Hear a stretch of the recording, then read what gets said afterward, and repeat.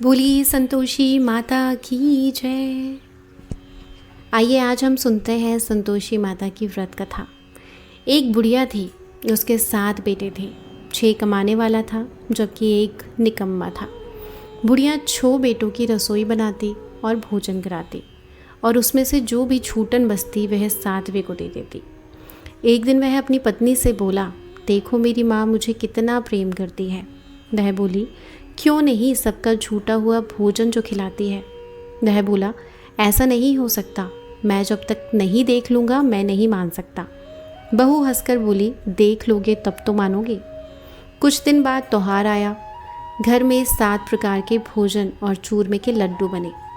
वह जांचने को सिर दुखने का बहाना कर पतला वस्त्र ओढ़ कर रसोई में सो गया। वह कपड़े में से सब देखता रहा। 6 भाई भोजन करने आए। उसने देखा माँ ने उसके लिए सुंदर आसन बिछाया, नाना प्रकार के रसोई परोसी और आग्रह करके उन्हें जमाया। वह देखता रहा। 6 भाई भोजन करके उठे तब माँ ने उनकी झूठी थाली में से लड्डुओं के टुकड़े उठाकर एक लड्डू बना लिया। झूठन साफ कर बुढ़िया ने उसे पुकारा, बेटा 6 भाई भोजन कर गए हैं, अब तू ही बचा है, उठ तू भी खा ले। वह कहने लगा, माँ मुझे भोजन नहीं करना, मैं परदेश जा रहा हूँ। माँ ने कहा, कल जाता हो सो आज ही चला जा। वह बोला, हाँ मैं आज ही जा रहा हूँ। यह कहकर वह घर से निकल गया। चलते समय पत्नी की याद आई। वह गौशाला में कंडे थाप रही थी। वहाँ जाकर बोला, हम जावे परदेश आवेंगे कुछ काल, तुम रहियो संतोष से धर्म अपनो पाल। उसकी पत्नी बोली, जाओ पिया आनंद से हमारो सोच हटाए, राम भरोसे हम रहे ईश्वर तुम्हें सहाय। 2 निशानी आपन देख धरू में धीर, सिधु मति हमारी विसरइयो रखियो मन गंभीर। वह बोला, मेरे पास तो कुछ नहीं, यह अंगूठी है सो ले लो, अपनी कुछ निशानी मुझे दे दो। वह बोली, मेरे पास क्या है, ये गोबर भरा हाथ। यह कहकर उसकी पीठ पर गोबर के हाथ से छाप मार दी। वह चल दिया। चलते समय दूर देश पहुंच गया। वहाँ पर एक साहूकार की दुकान थी। वहाँ जाकर उसने कहा, भाई मुझे नौकरी पर रख लो। साहूकार को ज़रूरत थी और उसने नौकरी पर उसे रख लिया। लड़के ने पूछा, तनख्वाह क्या दोगे? साहूकार ने कहा, काम देख कर दाम मिलेगा। साहूकार की नौकरी मिल गई। वह सुबह 7 बजे से 10 बजे तक नौकरी पर जाने लगा। कुछ दिनों में दुकान का सारा लेन देन, हिसाब किताब, ग्राहकों को माल बेचना, सारा काम करने लगा। साहूकार के 7-8 नौकर थे। वे सब चक्कर खाने लगे।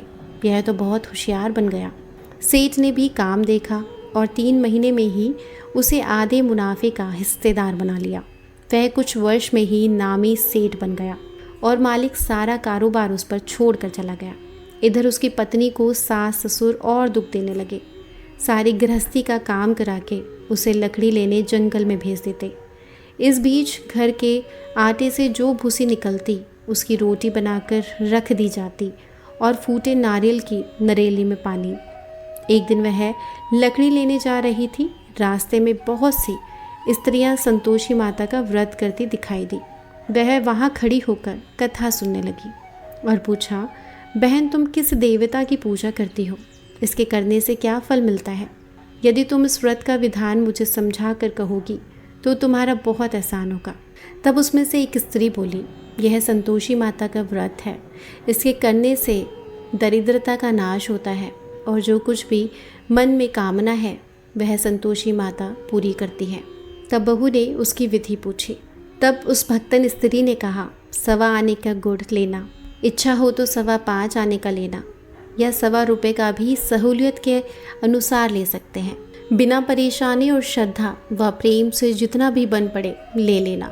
प्रत्येक शुक्रवार को निराहार रहकर कथा सुनना। इसके बीच क्रम टूटे नहीं, लगातार नियम पालन करना। सुनने वाला कोई ना मिले तो दीपक जलाकर जल का पात्र सामने रखकर कथा कहना। जब तक कार्य सिद्ध ना हो नियम का पालन करना और कार्य सिद्ध हो जाने पर व्रत का उद्यापन करना। यदि किसी के ग्रह खोटे भी हो तो भी माता वर्ष भर में कार्य सिद्ध करती हैं। फल सिद्ध होने पर उद्यापन करना, बीच में नहीं। उद्यापन में 2.5 सेर आटे का खाजा तथा इसी परिणाम से खीर तथा चने का साग करना, 8 लड़कों को भोजन कराना, जहाँ तक मिले देवर जेठ भाई बंधु के हों, ना मिले तो रिश्तेदार और पड़ोसियों को बुलाना, उन्हें भोजन कराकर दक्षिणा देना और माता का नियम पूरा करना। उस दिन घर में खटाई ना खाना। यह सुन बुढ़िया के लड़के की बहू चल दी। रास्ते में लकड़ी के बोझ को बेच दिया और उन पैसों से गुड़ चना ले आई। माता के व्रत की तैयारी कर आगे चली और सामने मंदिर देखकर पूछने लगी, यह मंदिर किसका है? सब कहने लगे, यह मंदिर संतोषी माता का है। यह सुनकर माता के मंदिर में जाकर चरणों में गिर गई और कहने लगी, माँ मैं निपट अज्ञानी हूँ, व्रत के कुछ नियम जानती नहीं, मैं दुखी हूँ। हे माता जगत जननी, मेरा दुख दूर करे, मैं तेरी शरण में हूँ।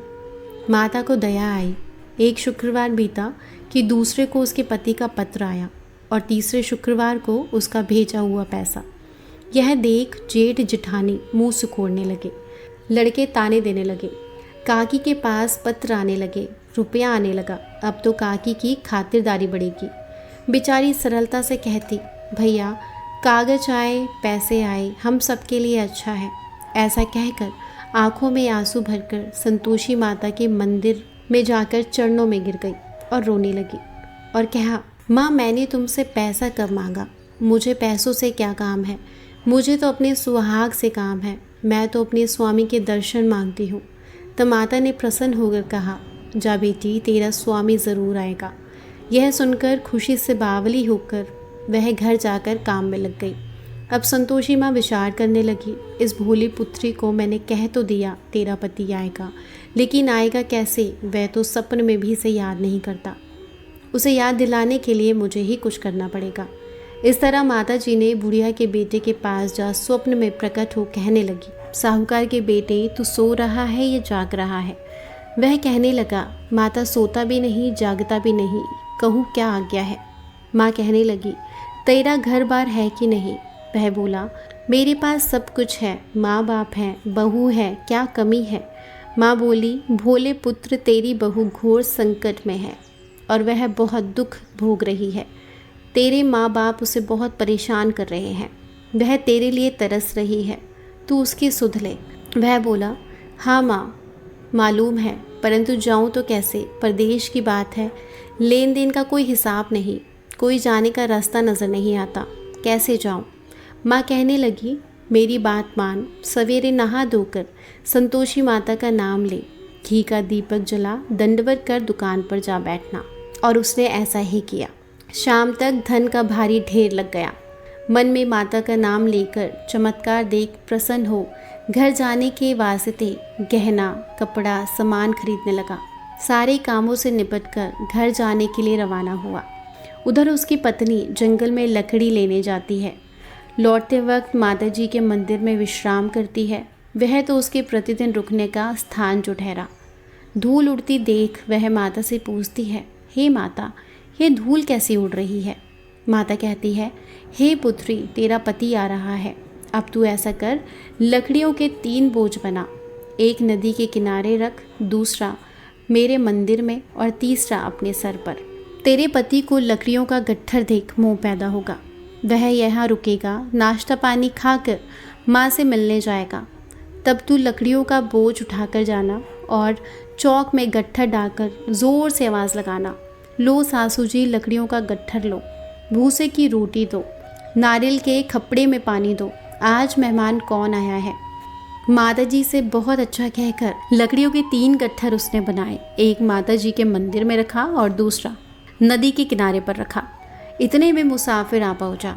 सूखी लकड़ी देख उसकी इच्छा उत्पन्न हुई कि हम यहीं विश्राम करें और भोजन बनाकर खा पीकर गांव जाएं।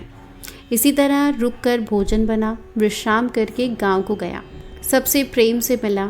उसी समय सिर पर लकड़ी का गट्ठर लिए वह उतावली सी आती है। लकड़ी का भारी बोझ आंगन में डालकर ज़ोर से आवाज़ देती है, लो सासू जी लकड़ियों का गट्ठर लो, भूसे की रोटी दो, आज मेहमान कौन आया है। यह सुनकर उसकी सास बाहर आकर अपने लिए हुए कष्टों को भुलाने हेतु कहती है, बहू ऐसा क्यों कहती है? तेरा मालिक ही तो आया है। आ बैठ, मीठा भात खा, भोजन कर, कपड़े गहने पहन। उसकी आवाज़ सुनकर उसका पति बाहर आता है। अंगूठी देख व्याकुल हो जाता है। माँ से पूछता है, माँ यह कौन है? माँ बोली, बेटा ये तेरी बहू है। जब से तू गया है तब से सारे गांव में भटकती फिरती है। घर में काम काज कुछ करती नहीं, 4 पहर आकर खा जाती है। वह बोला, ठीक है माँ, मैंने इसे भी देखा है और तुम्हें भी। अब तुम्हारे दूसरे घर की चाबी दो, मैं उसमें रहूँगा। माँ बोली, ठीक है, जैसी तेरी मर्जी। वह दूसरे मकान में चला गया और एक दिन में उसने उस मकान को महल जैसा ठाट बाट बना दिया। अब क्या था, बहू सुख भोगने लगी। इतने में शुक्रवार आया। उसने अपने पति से कहा, मुझे संतोषी माता के व्रत का उद्यापन करना है। पति बोला, खुशी से कर लो।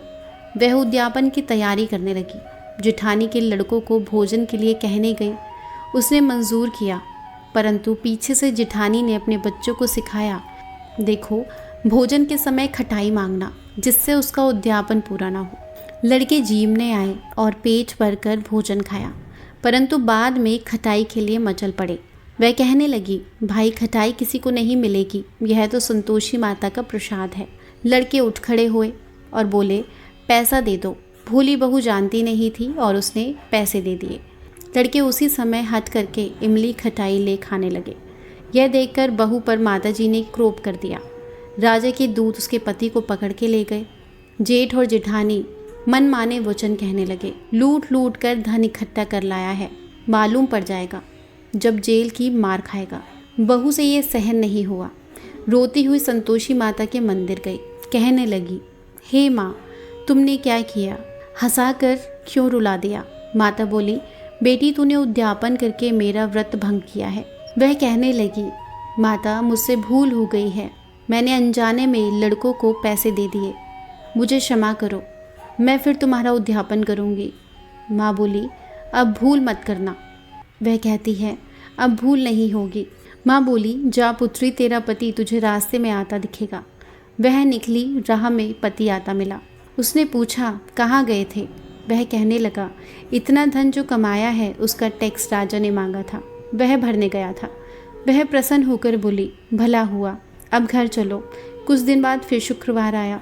वह बोली, मुझे फिर माता का उद्यापन करना है। पति ने कहा, करो। बहू फिर जेठ के लड़कों को भोजन को कहने गई। जेठानी ने 1-2 बातें सुनाई और सब लड़कों को सिखाने लगी, तुम सब लोग पहले ही खटाई मांगना। लड़के भोजन से पहले कहने लगे, हमें खीर नहीं खानी, हमारा जी बिगड़ता है, कुछ खटाई खाने को दो। वह बोली, खटाई किसी को नहीं मिलेगी, आना है तो आओ। वह वहाँ से चल दी। उसके बाद उसने ब्राह्मणों के लड़के को लाकर भोजन कराने लगी। यथाशक्ति दक्षिणा की जगह 1-1 फल उन्हें दिया। संतोषी माता प्रसन्न हुई। माता की कृपा से 9वें महीने में उसको चांद जैसा पुत्र प्राप्त हुआ। पुत्र को पाकर प्रतिदिन माता जी के मंदिर जाने लगी। माँ ने सोचा, यह रोज़ आती है, आज क्यों ना इसके घर पे मैं चलूँ। यह विचार कर माता ने भयानक रूप धरा। गुड़ चने से सना मुँह, ऊपर सूंड के समान होठ, मुख पर मधुमक्खी भिन भिन कर रही थी। दहली पर पैर रखते ही उसकी सास चिल्लाई, देखो रे, कोई चुड़ैल डायन आ रही है, इसे जल्दी से भगाओ, नहीं तो ये किसी को खा जाएगी। सब लोग इधर उधर भागने लगे और खिड़की दरवाजे बंद करने लगे। बहू रोशनदान में से देख रही थी। प्रशंसा से पगली बन चिल्लाने लगी, आज मेरी माताजी मेरे घर आई है। वह बच्चे को दूध पिलाने से हटाती है। इतने में सास का क्रोध फट पड़ा। वह बोली, क्या उतावली हो रही है? बच्चे को दूध पिलाते हुए हटा दिया। इतने में माँ के प्रकोप से उसकी सास को लड़के ही लड़के नजर आने लगे। बहू बोली अपनी सास से, माँ, मैं जिनका व्रत करती हूँ यह वह संतोषी माता है। सबने माता जी के चरण पकड़ लिए और विनती कर कहने लगे, हे माता, हम मूर्ख हैं, अज्ञानी हैं, तुम्हारे व्रत की विधि हम नहीं जानते। व्रत भंग कर हमने बड़ा अपराध किया है। जग माता, आप हमारा अपराध क्षमा करो। इस प्रकार माता प्रसन्न हुई। बहू को प्रसन्न हो, जैसा फल आपने उन्हें दिया वैसा सभी को फल प्रदान करे। अगर आपको ये कथा और वीडियो पसंद आई हो तो चैनल को लाइक, शेयर, सब्सक्राइब ज़रूर कीजिएगा। धन्यवाद।